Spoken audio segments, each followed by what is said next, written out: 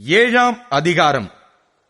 இவைகளுக்கு பின்பு யூதர்கள் இயேசுவை கொலை செய்ய வகை தேடினபடியால் அவர் யூதேயாவிலே சஞ்சரிக்க மனதில்லாமல் கலிலேயாவிலே சஞ்சரித்து வந்தார். யூதருடைய கூடார பண்டிகை சமீபமாய் இருந்தது. அப்பொழுது அவருடைய சகோதரர் அவரை நோக்கி, நீர் செய்கிற கிரியைகளை உம்முடைய சீஷர்களும் பார்க்கும்படி இவ்விடம் விட்டு யூதேயாவுக்கு போம். பிரபலமாயிருக்க விரும்புகிற எவனும் அந்தரங்கத்திலே ஒன்றையும் செய்ய மாட்டான். நீர் இப்படிப்பட்டவைகளை செய்தால் உலகத்துக்கு உம்மை வெளிப்படுத்தும் என்றார்கள். அவருடைய சகோதரரும் அவரை விசுவாசியாதபடியால் இப்படி சொன்னார்கள். இயேசு அவர்களை நோக்கி, என் வேளை இன்னும் வரவில்லை, உங்கள் வேளையோ எப்பொழுதும் ஆயத்தமாயிருக்கிறது. உலகம் உங்களை பகைக்க மாட்டாது.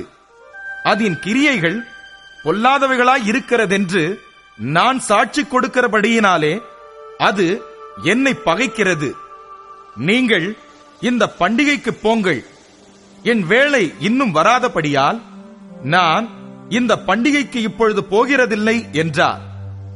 இவைகளை அவர்களுடனே சொல்லி பின்னும் கலிலேயாவிலே தங்கினார். அவருடைய சகோதரர் போன பின்பு அவர் வெளியரங்கமாய் போகாமல் அந்தரங்கமாய் பண்டிகைக்கு போனார். பண்டிகையிலே யூதர்கள் அவரை தேடி அவர் எங்கே இருக்கிறார் என்றார்கள். ஜனங்களுக்குள்ளே அவரை குறித்து முறுமுறுப்புண்டாயிற்று. சிலர் அவர் நல்லவர் என்றார்கள். வேறு சிலர் அப்படியல்ல, அவன் ஜனங்களை வஞ்சிக்கிறவன் என்று சொல்லிக் கொண்டார்கள்.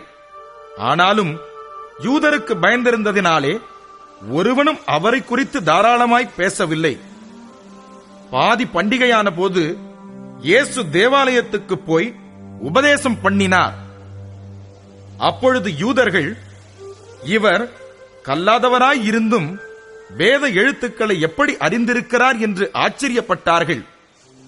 இயேசு அவர்களுக்கு பிரதியுத்தரமாக, என் உபதேசம் என்னுடையதாயிராமல் என்னை அனுப்பினவருடையதாய் இருக்கிறது.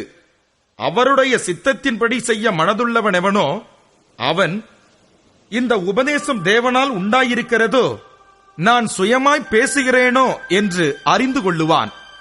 சுயமாய் பேசுகிறவன் தன் சுய மகிமையை தேடுகிறான். தன்னை அனுப்பினவரின் மகிமையை தேடுகிறவனோ உண்மையுள்ளவனாயிருக்கிறான். அவனிடத்தில் அநீதி இல்லை. மோசே நியாயப்பிரமாணத்தை உங்களுக்கு கொடுக்கவில்லையா? அப்படி இருந்தும் உங்களில் ஒருவனும் அந்த நியாயப்பிரமாணத்தின்படி நடக்கிறதில்லை.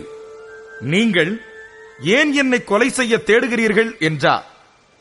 ஜனங்கள் அவருக்கு பிரதியுத்தரமாக, நீ பிசாசு பிடித்தவன், உன்னை கொலை செய்ய தேடுகிறவன் யார் என்றார்கள். இயேசு அவர்களை நோக்கி, ஒரே கிரியையை செய்தேன், அதை குறித்து எல்லாரும் ஆச்சரியப்படுகிறீர்கள். விருத்த சேதனம் மோசேயினால் உண்டாகாமல் பிதாக்களால் உண்டாயிற்று. பின்பு மோசே அதை உங்களுக்கு நியமித்தான். நீங்கள் ஓய்வு நாளிலும் மனுஷனை விருத்த சேதனம் பண்ணுகிறீர்கள். மோசேயின் நியாயப்பிரமாணம் மீறப்படாதபடிக்கு ஓய்வு நாளில் மனுஷன் விருத்த சேதனம் பெறலாம் என்றால், நான் ஓய்வு நாளில் ஒரு மனுஷனை முழுவதும் சுகமாக்கினதினாலே என் மேல் எரிச்சலா இருக்கலாமா? தோற்றத்தின்படி தீர்ப்பு செய்யாமல் நீதியின்படி தீர்ப்பு செய்யுங்கள் என்றார். அப்பொழுது எருசலேம் நகரத்தாரில் சிலர், இவனையல்லவா கொலை செய்ய தேடுகிறார்கள்? இதோ இவன் தாராளமாய் பேசுகிறானே, ஒருவரும் இவனுக்கு ஒன்றும் சொல்லுகிறதில்லையே. மெய்யாய் இவன் கிறிஸ்துதான் என்று அதிகாரிகள் நிச்சயமாக அறிந்திருக்கிறார்களோ? இவன் இன்ன இடத்திலிருந்து வந்தவன் என்றும் நாம் அறிந்திருக்கிறோம். கிறிஸ்து வரும்போதோ அவர் இன்ன இடத்திலிருந்து வருகிறவர் என்று ஒருவனும் அறிய மாட்டானே என்றார்கள். அப்பொழுது இயேசு தேவாலயத்தில் உபதேசிக்கையில் சத்தமிட்டு, நீங்கள் என்னை அறிவீர்கள், நான் எங்கே இருந்து வந்தேன் என்றும் அறிவீர்கள். நான் என் சுயமாய் வரவில்லை, என்னை அனுப்பினவர் சத்தியமுள்ளவர், அவரை நீங்கள் அறியாதிருக்கிறீர்கள். நான் அவரால் வந்திருக்கிறபடியினாலும் அவர் என்னை அனுப்பியிருக்கிறபடியினாலும் நானே அவரை அறிந்திருக்கிறேன் என்றார். அப்பொழுது அவரை பிடிக்க வகை தேடினார்கள். ஆனாலும் அவருடைய வேளை இன்னும் வராதபடியினால் ஒருவனும் அவர் மேல் கை போடவில்லை.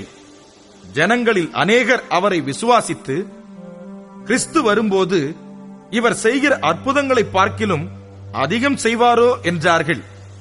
ஜனங்கள் அவரை குறித்து இப்படி முறுமுறுக்கிறதை பரிசேயர் கேட்டபொழுது அவரை பிடித்துக் கொண்டு வரும்படிக்கு பரிசேயரும் பிரதான ஆசாரியரும் சேவகரை அனுப்பினார்கள். அப்பொழுது இயேசு அவர்களை நோக்கி, இன்னும் கொஞ்ச காலம் நான் உங்களுடனே கூட இருந்து பின்பு என்னை அனுப்பினவரிடத்திற்கு போகிறேன். நீங்கள் என்னை தேடுவீர்கள், ஆனாலும் என்னை காணமாட்டீர்கள். நான் இருக்கும் இடத்திற்கு நீங்கள் வரவும் கூடாது என்றார். அப்பொழுது யூதர்கள், இவரை நாம் காணாதபடிக்கு எங்கே போவார்? கிரேக்கருக்குள்ளே சிதறியிருக்கிறவர்களிடத்திற்கு போய் கிரேக்கருக்கு உபதேசம் பண்ணுவாரோ? நீங்கள் என்னை தேடுவீர்கள், ஆனாலும் என்னை காணமாட்டீர்கள் என்றும், நான் இருக்கும் இடத்துக்கு நீங்கள் வரக்கூடாதென்றும் இவர் சொன்ன வார்த்தையின் கருத்து என்னவென்று தங்களுக்குள்ளே சொல்லிக் கொண்டார்கள். பண்டிகையின் கடைசி நாளாகிய பிரதான நாளிலே இயேசு நின்று சத்தமிட்டு, ஒருவன் தாகமாயிருந்தால் என்னிடத்தில் வந்து பானம் பண்ண கடவன். வேத வாக்கியம் சொல்லுகிறபடி என்னிடத்தில் விசுவாசமாய் இருக்கிறவன் எவனோ அவன் உள்ளத்திலிருந்து ஜீவ தண்ணீருள்ள நதிகள் ஓடும் என்றார்.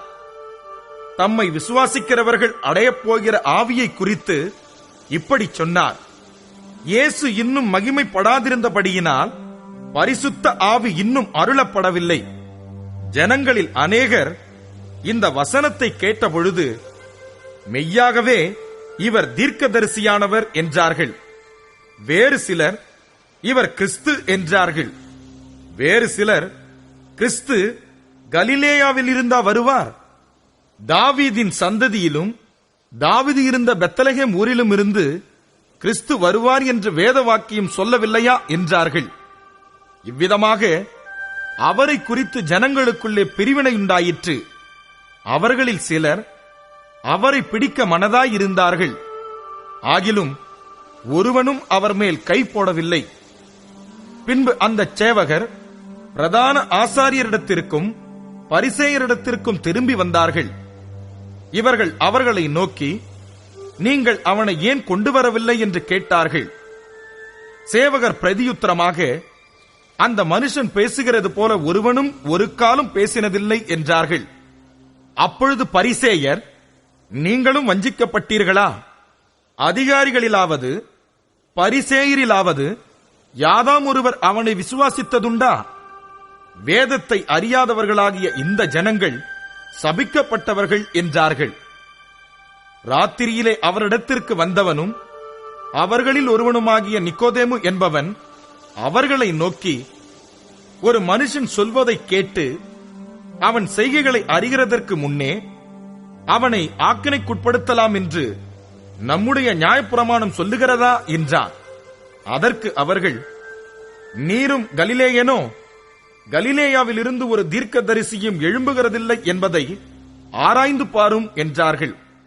பின்பு அவரவர் தங்கள் தங்கள் வீட்டுக்கு போனார்கள்.